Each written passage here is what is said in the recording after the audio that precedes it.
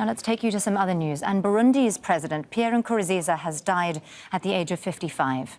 A government statement says he died of a heart attack on Monday. He was due to step down from office in August after the recently held presidential elections. Nkurunziza had been in power since 2005. Well, our correspondent Malcolm Webb now joins us on the phone from Nairobi, from where he's been monitoring all those developments. Malcolm, we've been talking about how young Nkurunziza was at the age of 55. What more have we learned about his death? Well, the government said that he went into hospital on Saturday, and they say that the cardiac arrest occurred on Monday, and that's when he passed away. And they just made the announcement just within the last couple of hours by tweeting a scanned statement. But there's a lot of skepticism already among Burundians on social media and elsewhere about the stated cause of death. Nkurunziza's wife, about 10 days ago, Denise Nkurunziza, the First Lady of Burundi, flew here to Nairobi seeking medical treatment for a reason that officially was undisclosed, but a lot of the local press here in Kenya reported that she was suffering from COVID-19. And so now there's going to be, of course, a lot of speculation and guessing from Burundians, from the diaspora, about this claim that the president has a heart attack. And it's worth noting that Burundi is pretty much the only country in Africa that hasn't had any policies to try and limit the spread of COVID-19, and the message from the government has been largely one of denial.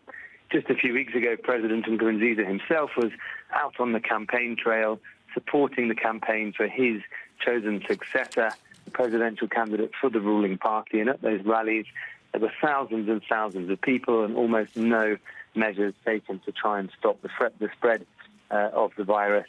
The senior executives of the World Health Organization were evicted from the country for criticizing this.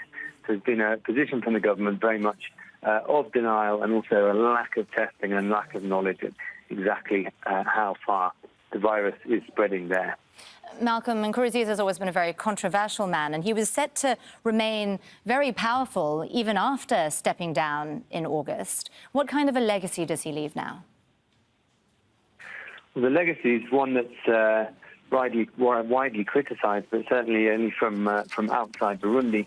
One of the things that a lot of Burundian activists and opposition would say is that certainly in the last 5 years of his rule, then the freedom of speech, the political space has been closed.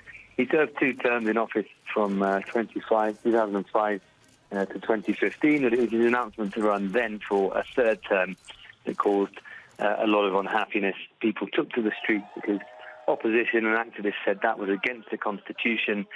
He denied that, so those protests were met with a brutal, violent crackdown, and ever since there's been a continual suppression of any voices that are critical, particularly by a youth wing of the ruling party called the Imbonerakure, although much more widely described as a militia.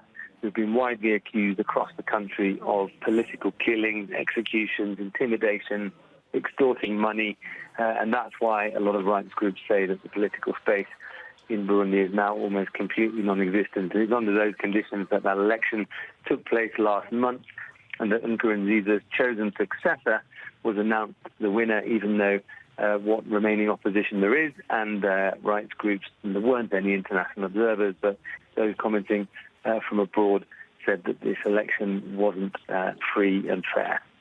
Malcolm Webb there, our correspondent, following all those developments for us from Nairobi. Thank you very much, Malcolm.